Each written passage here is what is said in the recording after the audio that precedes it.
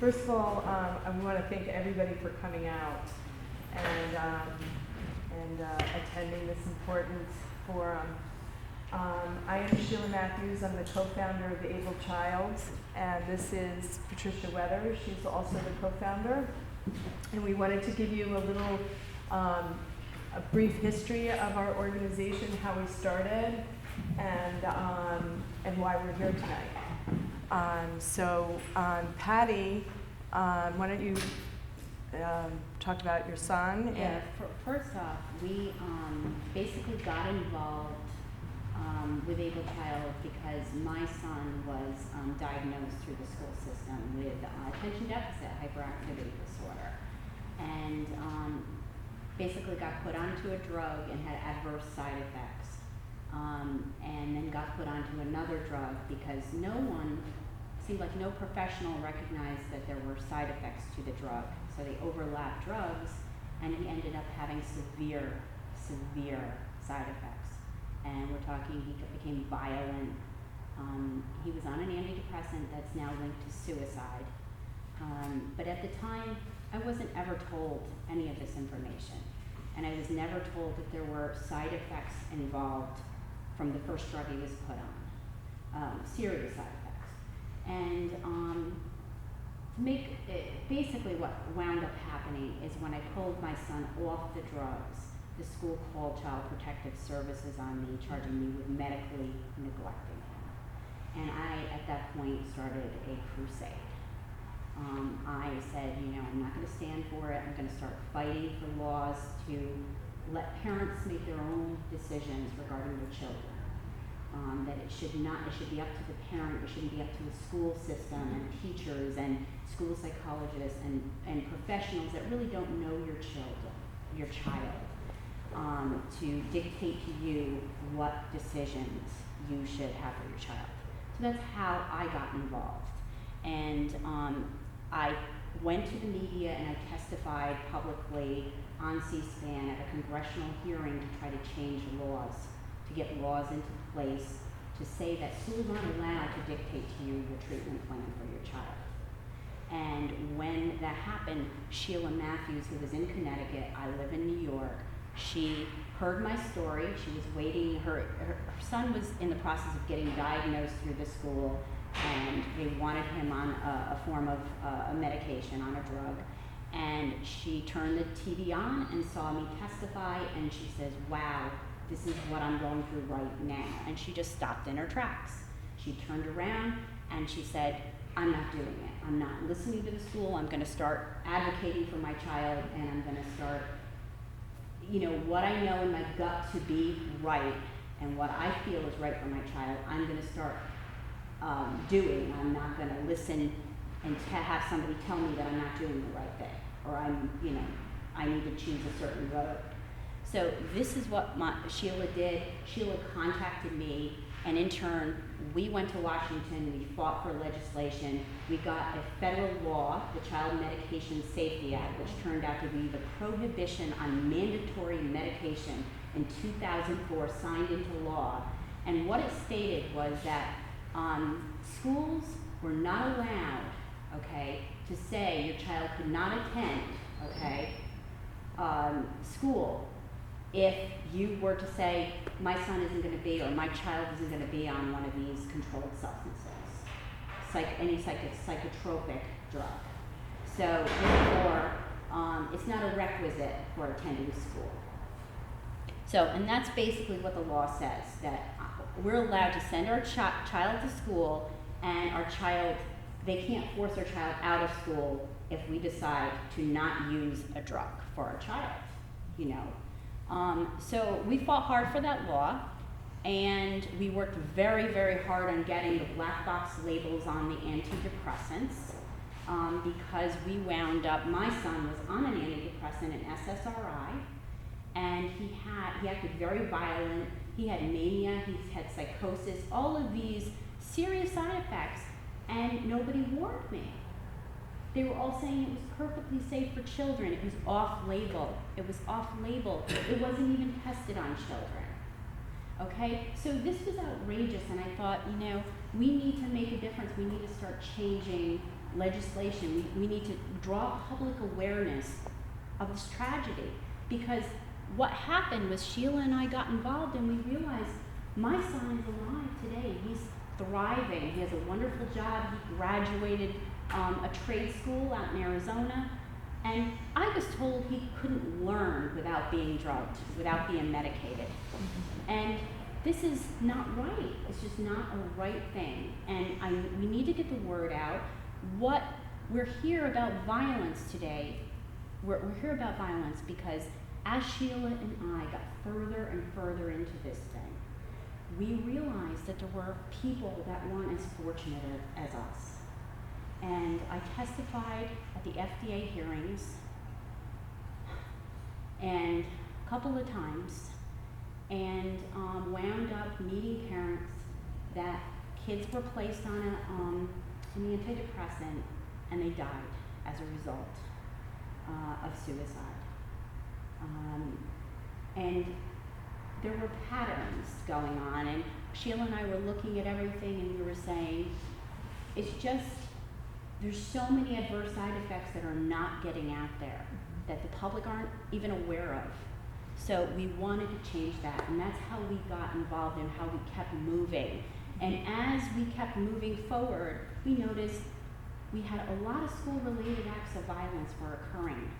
And we were hearing that these children, there was a common denominator involved in this, and that a lot of these children were being screened, had been screened by the schools, or by, within the school system, were put on a drug, and got on either 1, 2, 3 drugs, and then acted violently. And yet, nobody was kind of tying it in. And we kept saying, we kept asking for the government to just at least conduct a federal investigation. At the very least, whether you believe the drugs are at fault or not, it's simple. It's just asking for a federal investigation to at least look into a correlation. It's very simple, it's not controversial, it's just very clean cut. And there's no reason why, there's too much push for legislation out there on so many different agendas without having all the facts in place. And we feel very strongly that everything has to be looked at. So that's a very short summary of what we're all about. Our mission is to provide full informed consent for parents, meaning that when you go into a doctor's office and you're prescribed a drug, we want the parent to be given all the information to include negative side effects. And that parent should have the right to refuse any type of psychiatric treatment and choose a non-drug approach if they so want to. Their right as a parent. That's what we're all about. I really want to know, as we got more and more involved in this, we figured, there's adverse side effects to these drugs. So we decided we're going to try to see what the system is set up to do drug reporting for adverse side effects. So does anybody know what MedWatch is? By show of hands, if you've heard of the MedWatch before, MedWatch reporting system, raise your hand. 1, 2 people. 3 people. So very good.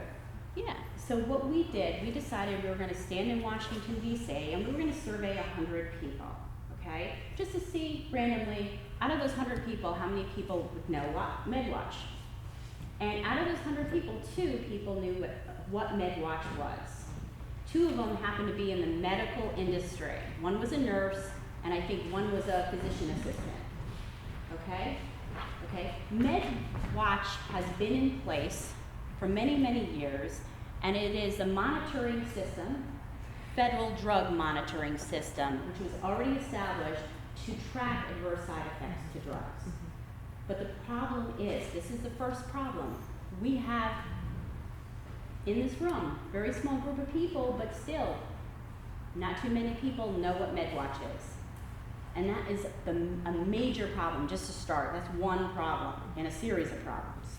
The MedWatch reporting system was created basically, believe it or not, off of mascara under the Cosmetic Act.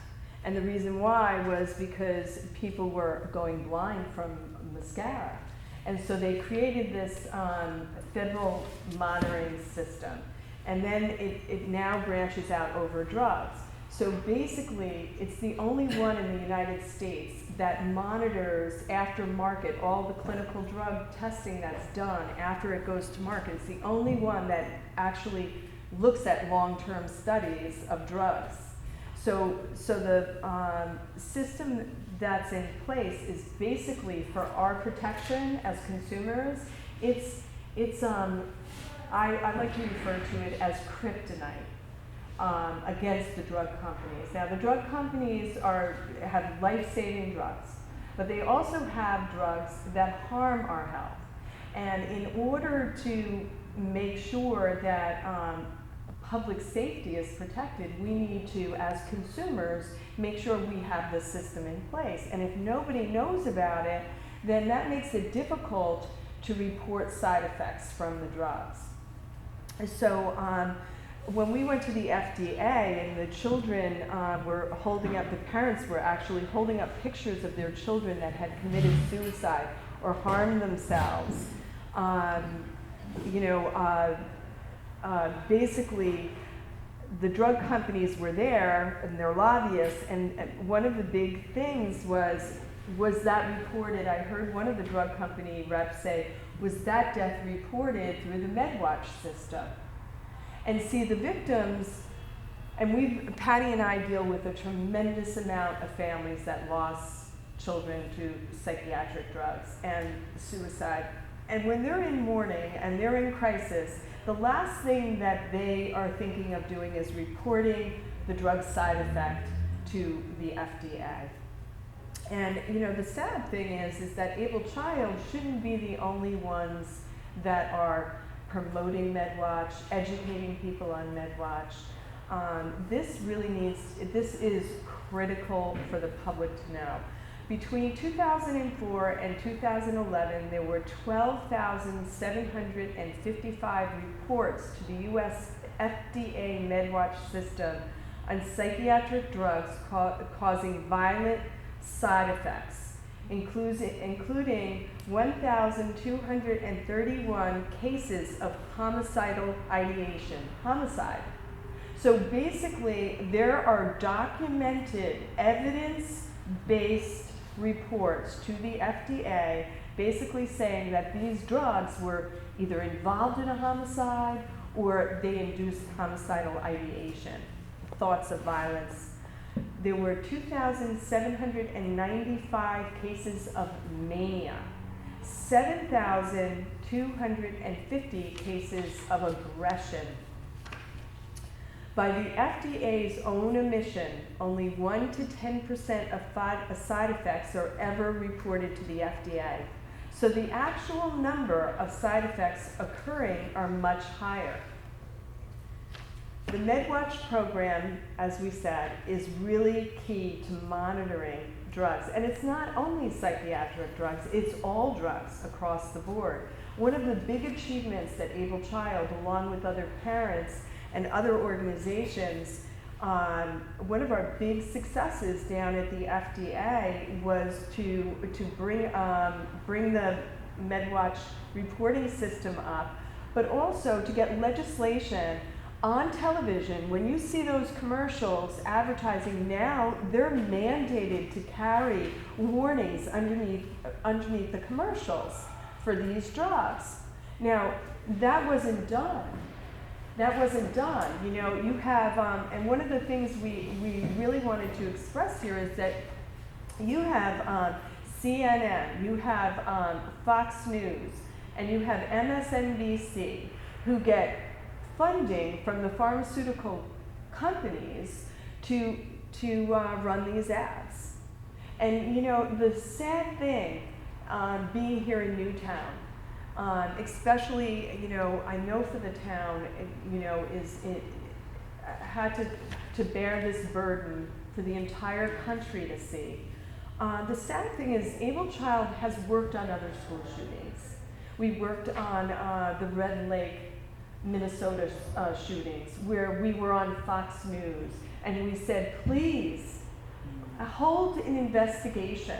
Let's take a look at the correlation for public safety. Now, if our calls were answered and they at least looked into it, then, you know, we would have maybe prevented Newtown from happening, because people and caregivers would have been on alert. You know, wow, could be a correlation here. Whether you believe it or not, you have a federal body that is completely ignoring it. You have a state body that is completely ignoring it. And you have moms that are really working diligently to get the message out. And you know, the bottom line is that the evidence is, you know, we're showing you and giving you data, which is evidence. When you look at figures of MedWatch reporting, and you look at that there's basically a large body of scientific research establishing already a connection between violence and suicide and the use of psychotropic drugs in some cases. This research, which has been published in peer-reviewed publications such as the American Journal of the American Academy of Child and Adolescent Psychiatry and the Journal of Forensic Science, has shown, among other things, that certain drugs can induce mania, a psychosis which can produce bizarre, grandiose, and highly elaborate destructive plans, including mass murder. Some patients on psychotropic drugs have an increase in suicidal thought and/or violent behavior, self-injury, ideation, or behavior started or intensified during treatment with a psychotropic drug. Users of certain drugs can become aggressive or suffer hallucinations or suicidal thoughts, and certain drugs can actually produce acute psychotic reaction in an individual that had never been psychotic before. Basically, too, we're not saying that everybody placed on a drug is going to act this way. And this is why we are not controversial. We're saying that there is a certain percentage that will. And when we're in a cafe, why should we bear the brunt of somebody not being told or warned that they could have a severe, aggressive, violent reaction from a drug, and they, you know, anything, they could act violently in a public place, and then we as victims are bearing that lack of knowledge that that person has. It's a scary situation, it really is.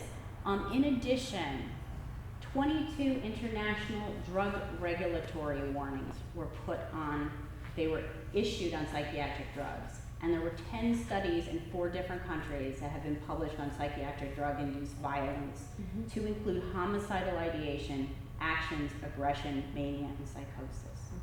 So we're talking 10 studies, 4 different countries, and 22 international drug regulatory warnings. So, and it's within your packet, you have them all listed. So that's all for your benefit, for your information.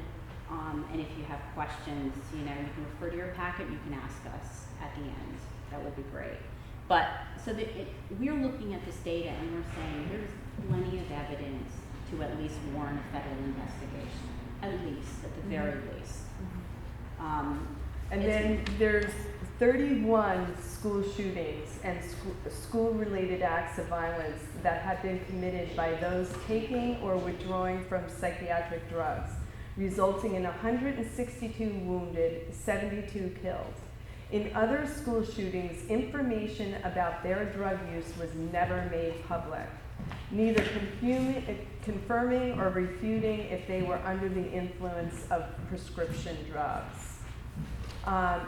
We can establish from the data there is ample evidence for the correlation between psychiatric drugs and acts of violence to merit an investigation. So what is the issue here? You know, the issue we want you all to know, and the families, and not only in Newtown, but all the other Virginia Tech, where AbleChild submitted testimony to the Virginia Tech panel, is that the lack of investigation, given the number of school-related acts of violence committed by those under the influence of psychiatric drugs, coupled with the 22 regulatory warnings on this issue, it's a public health crisis, okay? We have no lawmakers, just so you know, we put out a national press release on this event tonight. We invited lawmakers to this event tonight. CNN knows about this event tonight.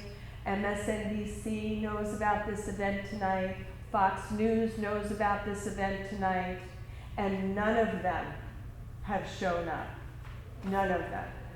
And, that doesn't hurt our feelings. What that does, it raises the issue of major conflicts of interest here and public safety. So, AbleChild submitted information to the governor of the state of Connecticut. We've been working on this issue for 13 years. I've sat on the Behavioral Health Oversight Committee meeting in the state of Connecticut. So basically what we've done is we've now petitioned formally for the toxicology report to the chief medical examiner's office in the state of Connecticut. And we were denied the request for the toxicology report. So basically what we've now done is stepped it up, and we have appealed that process. So we are doing everything humanly possible to get this information out. Why? We're not suing anybody. We have no agenda other than we want to protect children. We're a nonprofit 5013C organization. And the only dog we have in this race is our children and our children's children. And so therefore, we look at the, not only the toxicology report as missing and not released, but the medical and educational records of the Newtown shooter. This information is critical in order to protect public safety. We have a right to know. We have a right to know what that information is. We have a right to know what the school involvement was with this boy. We have a right to know what the state's involvement was with this boy as far as funding, what programs was he in, what was working, what wasn't. We are completely operating in the blind here. So, reviewing, we have a lack of public knowledge about MedWatch, right? So going back, nobody really knows that there's a safety mechanism already in place that we should be utilizing to collect data. So we believe that there's a direct, a direct correlation between the lack of the MedWatch knowledge in the public and the lack of reporting on the side effects. Therefore, we only have 1 to 10% of side effects ever being reported to our critical reporting system, our kryptonite, our weapon against the drug companies that really do well for some people, but do harm other people, and we need to be able to sort that data out. So linking the data together is critical for public safety. So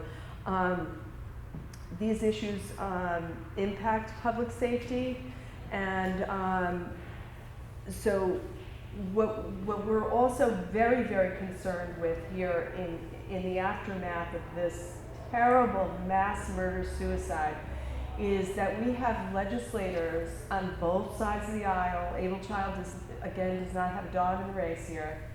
is we have a tremendous amount of legislation coming down where they're actually asking us as citizens for more mental health spending.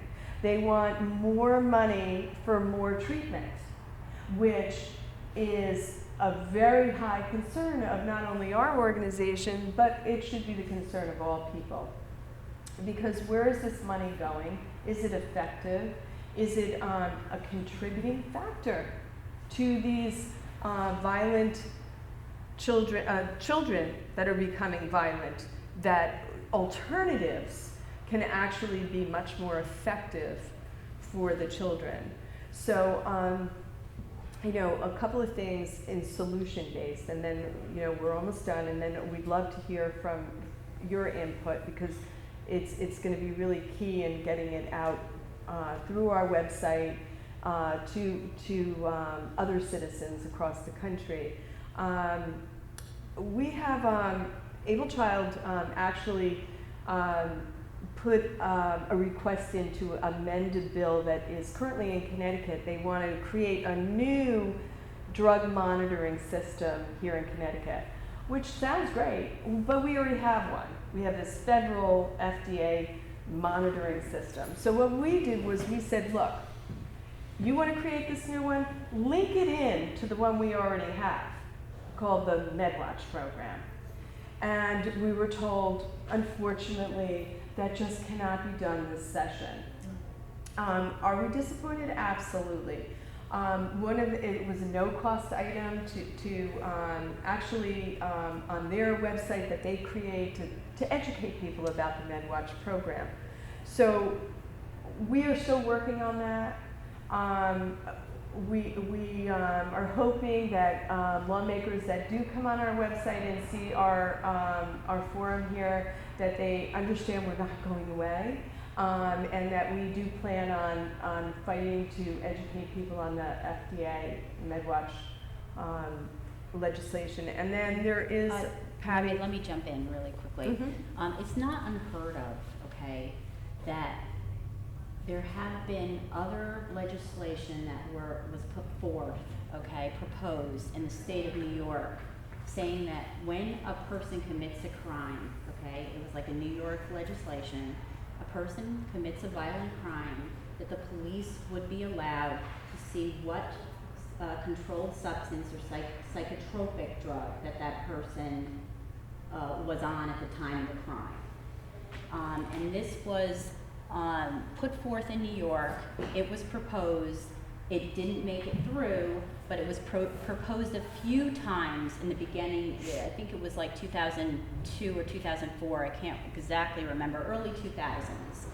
And it didn't go through, but it was proposed. So there was people knowing that there were correlations, and they were trying to link the data in New York to violence, to the psychotropic drugs. It didn't go through, but it's there. It was being, legislated. They were actually trying to make a difference, and which was a positive, a huge positive. The problem is a lot of people don't know about this bill. We're trying to move forward, trying to get other bills to try to link the data. Okay, it's simple. Just start linking the data so we can better legislate. It's simple. And call for a federal investigation. I mean, there's nothing controversial. It's cut and dry. It requires people, everybody in this room, just putting the information out there and saying, hey, I heard this, and link on to AbleChild, click a like on Facebook, share it with your friends, build us up, try to get the word out so we can get more people in the public to share this information and start saying, we can effectively make a change in groups, large groups, but we need large groups. I mean, there's too much of people with certain agendas that are outweighing a simple request of a federal investigation. And there is enough evidence to warrant this investigation. There is. There is. I saw it. I saw these parents that have lost children, and they're like, their child is here and then they're not. And they're like, what is anybody doing about this? okay, we have a black box warning in place now, and we do have an ad on the screen in the television with a little disclaimer in the bottom that really people don't really pay attention to, sadly, because, you know, it's quick, it's a media thing. But it's there. It definitely makes a difference, but we need more. We need more. We need public awareness on this topic. We need people demanding that there's a federal investigation. That's what we need. And the bill that I'm pretty concerned about right now is SB 169, which would require all schools to screen all children in public schools for mental illness. And you know, quite frankly, that's a very frightening concept. And without the evidence, it just becomes more difficult to justify something like that. The National Institute of Mental Health, we're going to... Just recently, actually. Actually, just recently, April 2013, has stated, it is critical to realize that we cannot succeed. It is critical to realize that we cannot succeed if we use the DSM, which is the Diagnostic Statistical Manual, which psychiatry uses to categorize all the mental illnesses. I mean, everything, if you drink coffee, you have a mental illness. I mean, it's just huge. And basically they say we can't succeed if we use the DSM categories as the gold standard. The diagnostic system has to be based on the emerging research data, not on the current symptom-based categories. And so that's what's key here. Our children are getting diagnosed based off checklists, okay? Not because they've had a blood test or a brain scan or anything that is concrete, like a diabetes test. And it's very subjective. You might agree with it, you might not agree with it, but it is a subjective test. And therefore, you know, our children are getting diagnosed, they're being placed on a drug, we're not being warned. So these are all culminating problems. They just keep adding to the problems that we have. And then when we have adverse side effects and our children suffer, we have nowhere to turn because we don't even know that the MedWatch program exists. And we're not being told by doctors, hey, you can report these adverse side effects.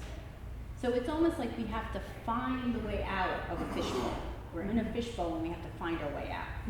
It's crazy. So this is just some of the issues that we just wanted to present you tonight with. thank you so much for listening to us. And I'm hoping that we can open this whole forum for discussion and questions and yes.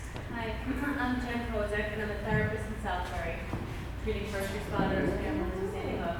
I have a son who's 7 now, who was born with developmental delays, cognitive issues, so forth and so on. Possibly on the spectrum, who knows? Every kid's on the spectrum now. And I decided to go, you know, as a therapist, I've been treating people with pharmaceuticals forever. That's how I was trained. That's the dinners that were provided for me. Lavish dinners, by the way, in these pharmaceutical companies. And educated about why people commit suicide on these drugs is because they're actually feeling better. Because they were so depressed before that the medication is actually helping them give them enough energy to commit suicide. That's their answer. So all of my education would be challenged if I had my own child. And I currently treat people with depression and anxiety on these drugs who get worse. And the other issue, not only in the schools, is the court systems. Because they get arrested for beating up their mother. I'd say it's probably because the drugs are on, it's probably part of it. So they go to court, and the court says, you have to go back on your medication before we'll release you. So it's a whole system. So I decided that I was not going to go down that road, because I knew what it does to children. And I decided to do my own investigating. I have since written a book that's with an editor. I have a Facebook page. By the way, I want to link, because I've already gotten about 3,500 likes in about 2 months. What I'm doing is educating parents on how to heal their children without medication. Wonderful. And it's taking off, like it's becoming viral. I mean, we have to get it to the parents. Because they recognize, they say 6% of the kids will be violent or depressed on medication. So there is a percentage of parents out there that are saying, well, this is working.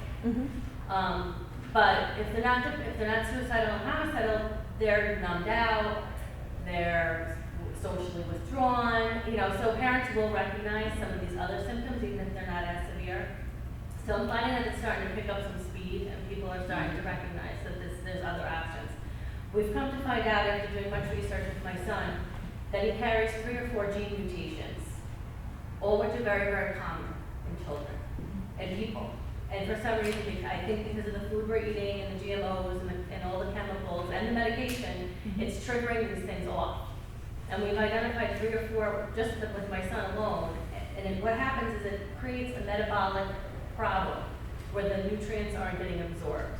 So the title of my book is actually Healing ADHD to Autism, Getting to the Root of your child's nutritional deficiency. Because what we're finding is that's the problem. Nice. Very nice. They're not metabolizing B vitamins. MTHFR mutation prevents folic. As you all know, folic acid is so important for brain development. We're finding that these children, for some reason, have this mutation that's switched on that's preventing these children from absorbing B vitamins and getting them metabolized the correct way. So they need lots of folic acid. And pregnant moms need 6 times the recommended dose to potentially prevent this from happening. Another one is pyroli disorder, which prevents the proper metabolism of zinc and B6, also which are essential for brain functioning. Another one, the CDG, which is actually, if you have CDG, it's a little bit more severe, although there are milder cases, which my son does have a milder case, which causes speech apraxia, learning disabilities, So my big thing is, before we put kids on meds, what doctor is saying, okay, well first, let's check to see what your vitamin levels are. And what I'm finding too is all the doctors are talking in isolation and seeing the symptoms in isolation. And not until you go to a naturopath is where they actually take all the evidence and do all the testing, the metabolic testing, the food sensitivity testing, and all of this to decide what's really going on here. Exactly. Could it just be heavy metal? And Heavy metal is another one. And that's a huge problem right there, what you're saying, because that's a huge problem, but it also, in addition, you have parents that have insurance that won't cover a naturopath. Right. And sadly, they have a mainstream doctor who is just looking at a checklist and prescribing a drug, okay, without really doing any in-depth treatment, testing. Right. So what I do on my page is I write, this is what you need to ask, this is what you need to tell your doctor. So even if you're going to your regular doctor because you can't afford an naturopath, these are the tests you ask for. Yeah. And you don't stop until you get the answer. Exactly. So, and then hopefully, obviously, the long-term goal would be that alternative medication. Chiropractic care has been amazing for him. Osteopathic care has been amazing for him.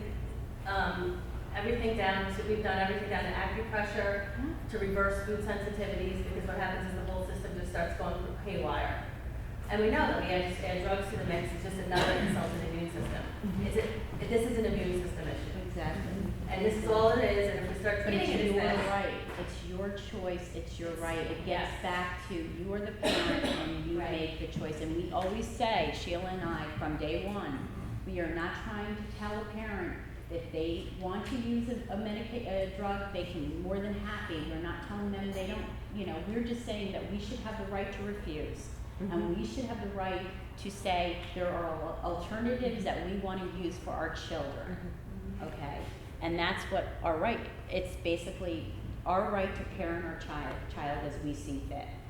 We do a lot of interviews. We did over the years with mainstream media, and one of the interviews I can remember quite vividly was the interview I did with Time Magazine, and where the reporter kept asking me over and over again, are you saying that no children need psychotropic drugs? Are you saying that there isn't ever a case that a child needs psychiatric drugs? And my answer to her, and I spent 15 minutes narrowing it down to, this is the quote I'm willing to give you for this article, is I'm not here to market for the drug companies. They have that all cornered up. You know, my goal is to get informed consent and say you have a right not to believe in ADD. And I can remember her being so shocked. Oh my gosh, like, you don't believe in ADHD? And I'm like, yeah, no, I don't. And it took me 20 minutes to get this one quote to Time magazine. And I'll never forget that. She was so stunned, but you know what? It's in Time magazine, and I won. So I was like, you know what? That is your right not to believe in that. You know, if you had a blood test and you had a brain scan, but you know, 20, 30 years of our tax dollars going for all this research and nothing after 30 years, I mean, there's got to be other ways. Not only that, it's not so much we don't believe that it's a biological condition. We believe that there are symptoms and our children are reacting, but there's many underlying causes of these symptoms. You know, these symptoms are underlying causes, and that doctors are not looking at this unless you advocate for your child and you fight for your child and you understand, you're educated, like you were saying. Well, it's just terrible because we don't even realize that all our neurons are in our gut. That there's more neurons in our gut than there is in our spinal cord and our brain combined. Exactly. Which means if our gut is inflamed, if we're not getting nutrients, if something's going on, we're depressed, we're anxious, we're not paying attention, we have brain fog, we have food sensitivity to gluten, that's going to do it. I mean, so we need to start doing some investigating, and that's, you know, There's a lot of problems. The system is major, there's major flaws. Sadly though, at this point, we need to start spreading the word a little more rapidly, because with this mass violence going on throughout the country, and it's not just throughout the country, there's many different countries that have had mass violence, and many other schools, acts of violence in other countries. We just don't hear about them. And with all of this happening, and we're rapidly trying to legislate more mental health, and people are like, well, we need more mental health, we need to try to evaluate what we have in place right now. We have to get to the bottom of what we have in place and see if it is effective. Because obviously they've been putting forth this mental health and it isn't working what they have in place. Because if it was working, we would not have kids doing acts of violence like this walking into schools. Not just with guns, with knives, with other things. I mean, you can outlaw all the guns in the country. It's not going to change a child withdrawing from a psychotropic drug, walking into a school and stabbing or whatever else, using another weapon. It's just not. So we need to start looking at the underlying cause of what's going on. Yeah, my name is Lori Layden. I have a PhD in psychoneuroimmunology, which is the mind-body stress connection. I just want to honor what you're doing here today. I want to honor everything that you just said. Part of my dissertation was to study how psychotropic drugs get passed through the FDA. And one of the things that we don't know about the FDA is that FDA does not do independent testing on the drugs that are presented to them. In fact, the pharmaceutical companies are responsible for presenting the evidence of the drugs that are passed through the FDA. Now, we could talk about this for a long time, but I think it's important that parents understand, the general public understands.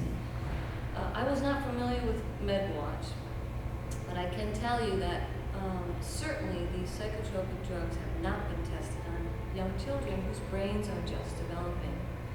And these mental health drugs have been foisted upon young people. There's no evidence, and there have been no studies done. So I just want to, validate that was certainly, if something's been done in the last few years, I'm not aware of it, but that's part of the problem.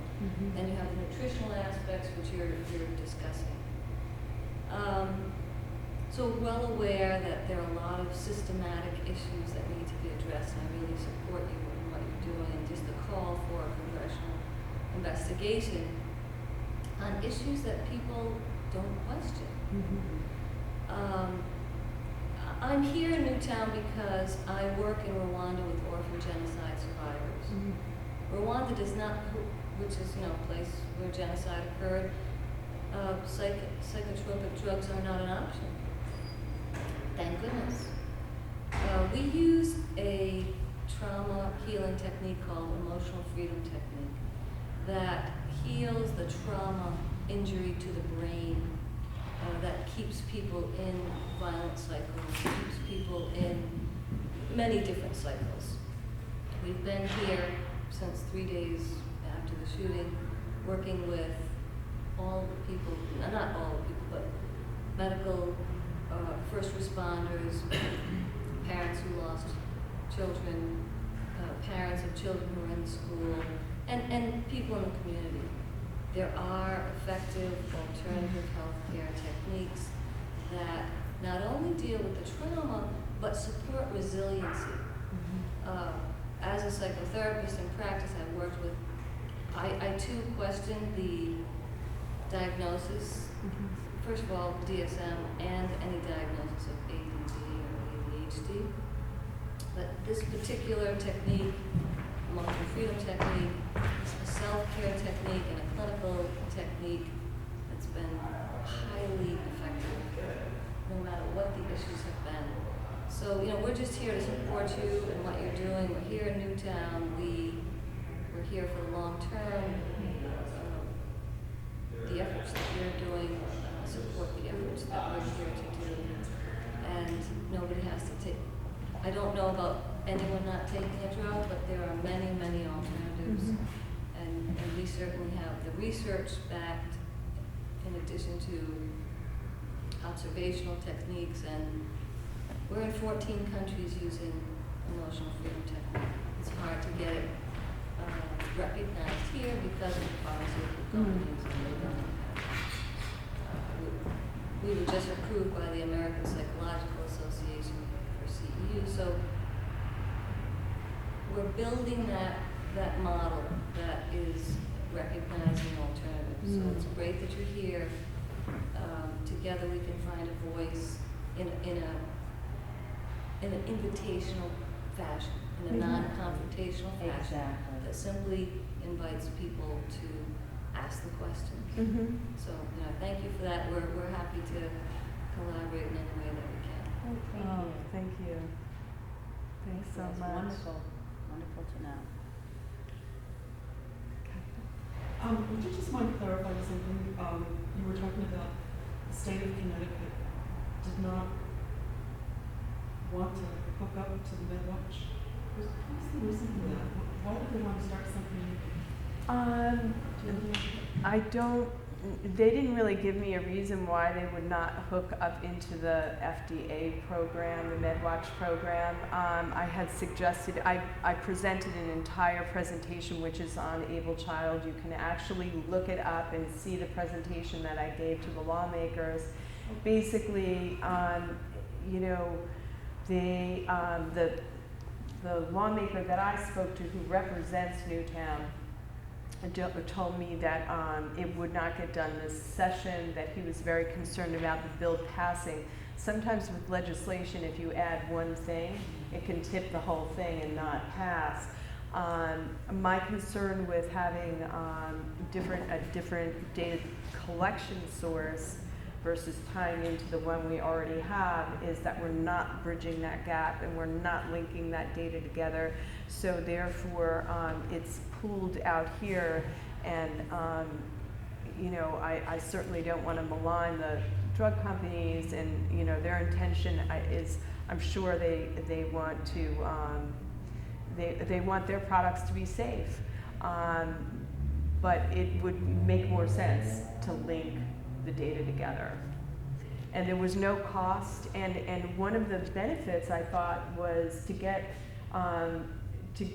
more education on the MedWatch system to practitioners, because a lot of practitioners don't know about the MedWatch, and it's a voluntary program. It isn't mandated to report through the MedWatch system. So, actually, some people might be mandated to do that, but people aren't mandated. It's a voluntary system.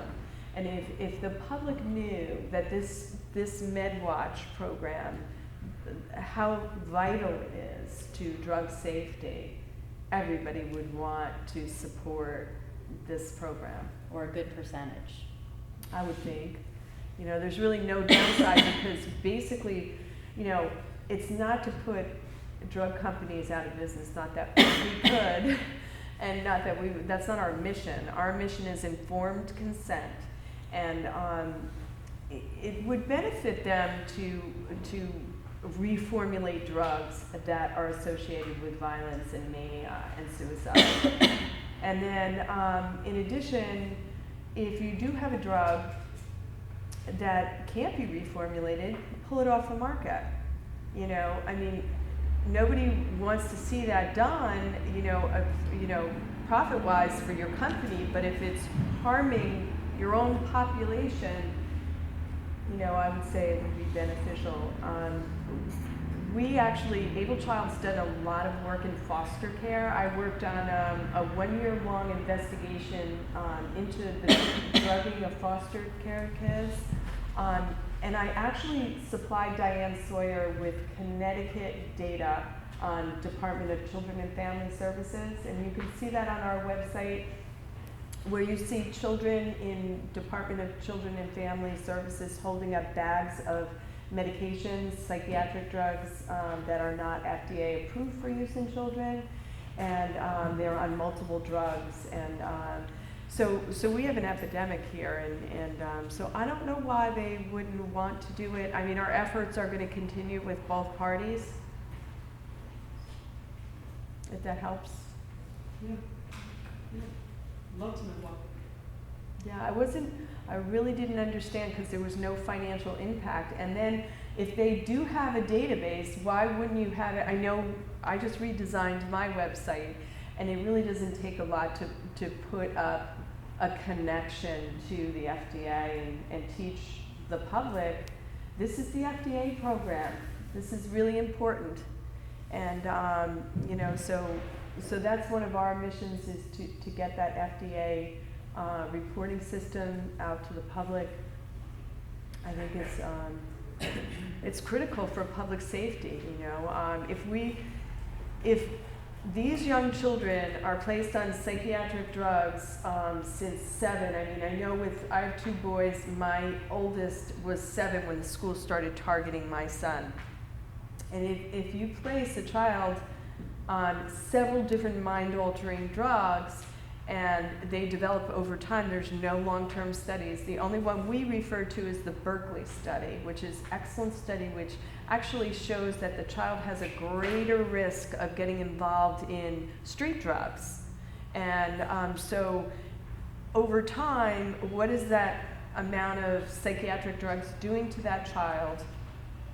And how is it impacting the violence that we're seeing across the country with school shootings? So if we could take a look at the MedWatch reporting system, we can pull that data out and we see that and say, well, maybe we need better informed consent laws in the schools.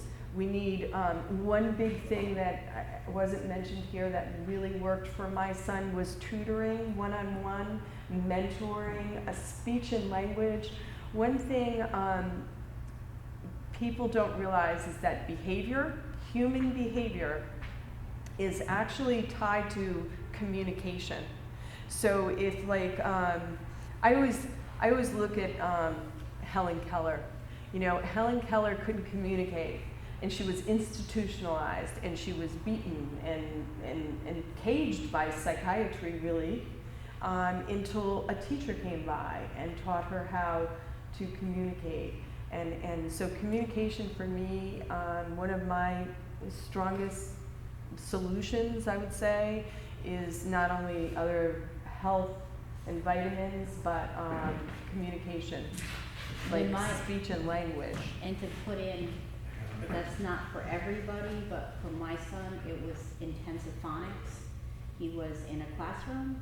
He did not have intensive phonics. He had a different type of a program that the school was using. He was not reading at grade level, and he was seriously frustrated. And I mean, you can have behavior issues just from sitting in the classroom, being behind other kids, and you're acting out in frustration. You're not focusing because you're behind and you feel stupid, or you feel, these are all issues that play a role. And, it's mind-boggling that we don't approach this whole thing and start fighting for a federal investigation into the adverse side effects, and fighting for programs like MedWatch and public awareness and MedWatch. That's what the bottom line is. We just need to start advocating to these legislators to get these programs out there and the public to know about these programs. Well, I think that's one of the biggest things is, the more people that get together and say and demand it, demand that MedWatch gets advertised more broadly, demand that there is a federal investigation, because like what you're going up against, or we're going up against, we've known each other a long time, is it's a multi-billion-dollar vested interest. And even like the question about, well, why wouldn't they want that kind of a reporting system? Or, I know there was a bill introduced in Connecticut many years ago to just monitor the number of children in state care that were on mind-altering drugs, because nobody actually knows. If you call Department of Children and Families and ask the question, how many children under the care of DCF are on mind-altering drugs, they can't answer the question. So a bill was introduced to start monitoring that. And they actually passed the bill, and it's never been implemented. And I think, I don't know where the fight came from behind it, or just, whether DCF fought it or what. But it's completely my opinion. I think maybe they don't want people looking under that rock. I went to a meeting once of the Psychotropic Medication Advisory Committee within DCF. It wasn't easy for me to sit through it, but they actually started talking about a child who was in a state psychiatric hospital, a 13-year-old boy who they were discussing daily use of anywhere from 400 to 700 milligrams of Thorazine on a 13-year-old boy, along with whatever other mind-altering drugs he was on. So I guess my point is that I'm just in total agreement. Everybody here that has spoken up is saying, yeah, we have to pull together, we have to link up, because the more people who say we want this, we want this, we want this, the more results we'll get. So I really validate the two of you for all the work you've been doing for such a long time. Thank you. Can you track the progress of that on the website? The bills, Your efforts on, getting Connecticut to. the legislative session is not closed yet, and one of the key reasons why we wanted to meet tonight was because it's not closing until June. And the important thing to know is that our organization is fighting these massive screening children bills that are coming out in the aftermath of the mass murder and suicide. We're up at the State House, and I go up there at least once or twice a week. And we are making phone calls, but we can't do it alone. There is power in numbers, and the interesting thing is that a lot of our educational system. I also have a younger son who actually is taking a civics class in senior year. And that's one of the things that I think is so important to kind of change too, is to teach kids younger how bills are passed, how to work your own system. It's not just voting for President of the United States, it's getting in there and doing the legislative work, which is is very easy to do. Anybody can do it, actually. You go online, you go on Connecticut.gov, and you get a category of whatever bill that interests you. Ours obviously is mental health, and you then go and you sort through the bills and you see what they are proposing. And you pick up the phone and you call the person that is either co-sponsoring the bill, or you call your representative. So I'm going to be tracking, to answer your question, I'm going to be tracking the bill. I do believe that the drug monitoring bill is passed both the House and Senate without my amendments.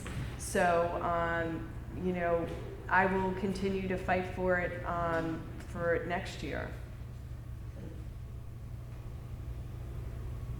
I came in a little bit late, but I remember there was a point in time, maybe a couple of months ago, where I read on your website that there was a bill introduced by an assemblyman in our area over here, which called for the state of Connecticut to do an investigation between mass shootings and psychotropic drugs. And I was just wondering what happened with that particular bill, because it merged with, I think, a bill on violent video games and all that. And all of a sudden it started to get a little funky, so I was just wondering what happened with A that. very good question. That was the O'Neill bill, Representative O'Neill. Right. I had gone up in the aftermath of the shooting. The state of Connecticut put together for an emergency mental health.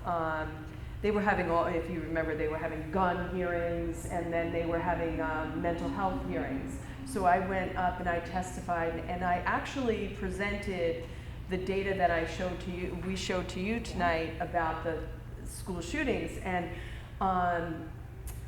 I was the only one there presenting this data, and right after my testimony, Representative O'Neill was like, she's absolutely right. We need to, AbleChild's exactly right, we need to do this investigation. So he proposed a bill right in front of the committee right after our testimony, and we were thrilled. Yeah. And so afterwards, we went to his office, and he was very supportive.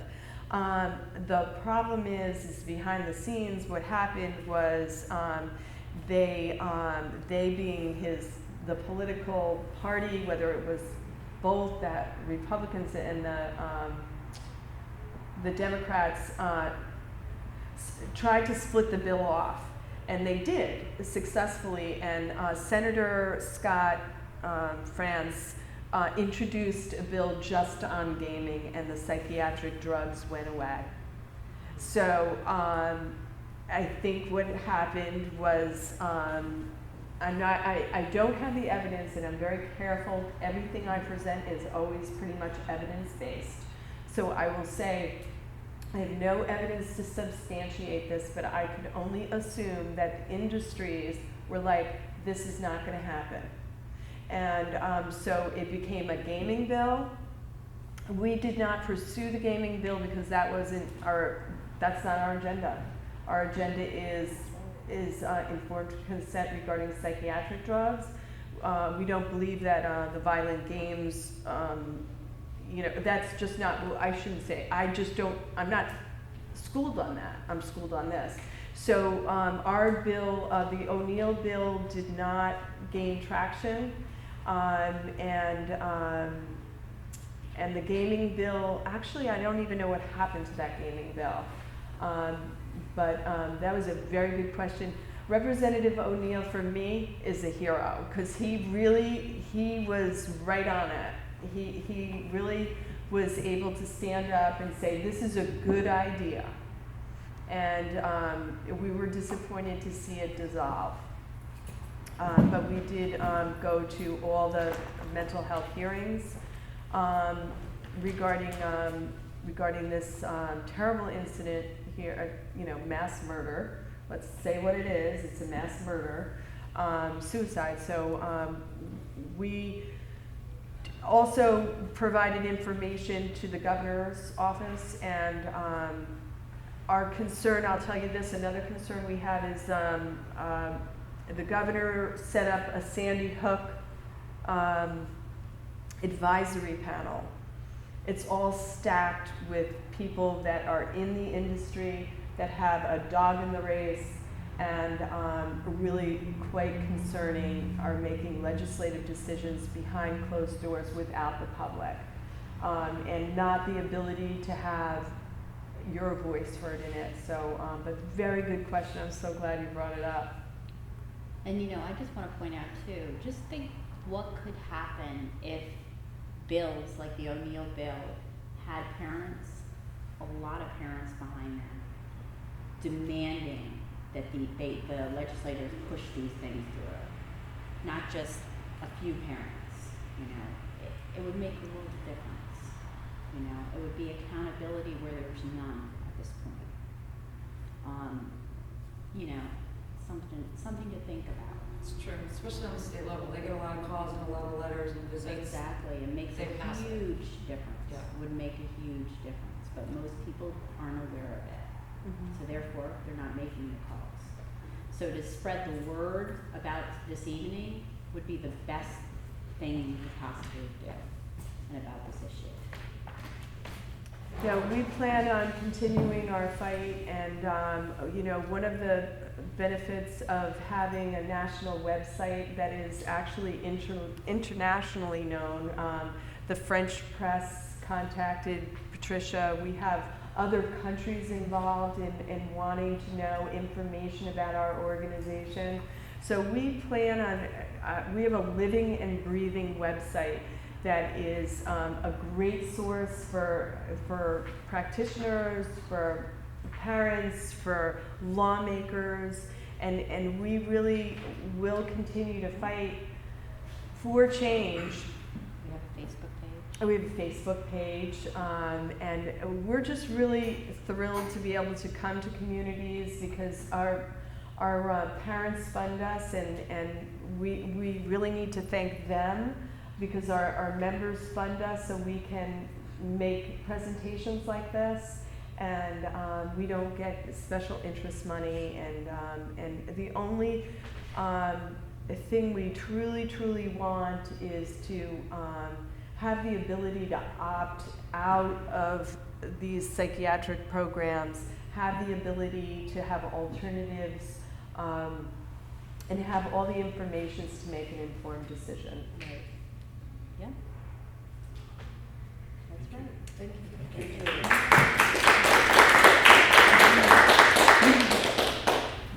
Thanks so much for coming. Yeah, thank you so much for coming. It's great. It was wonderful. It was really great. And we're going to have this up on our website, and we have coffee and cookies in the back, so, you know. I know I individually pledged to share, once the video gets up, share the video with everyone I know. Oh, and I think if we all do that, you know, that's one thing That we would be feel great. empowered by, because I know it's a daunting, you know, effort when you're up against, you know, the powers that be, and exactly. you know, that everything's such a process. And I just really want to applaud you both for the work that you do. I'm in awe of it because I know it's so much work, and you know, anything that we can do to help. And I think that as individuals, that's what we do have on our side is the internet and these grassroots efforts. If we all, you know, instead of feeling defeated when these things don't happen, you know, I see Sheila and how to get right back up and go back there week after week. And thank you for doing that legwork. So if we can do that little bit, take the 5 minutes it takes, not even the 5 seconds each day to share the link, to share your status updates that tell us what to do, that's so helpful. Thank you. Mary. Thank you. Yeah, Mary. That would help tremendously. I mean, Yeah. public awareness is key here. Public awareness. Thank you, Mary, for everything you've done to provide us with the filming and everything. It's just really, it makes us feel that we're doing something, you know. So we thank everybody for coming, and we hope that this information has helped you understand our mission and where we want to go, which is out there and protect people. So Yeah. thanks again. Thank you.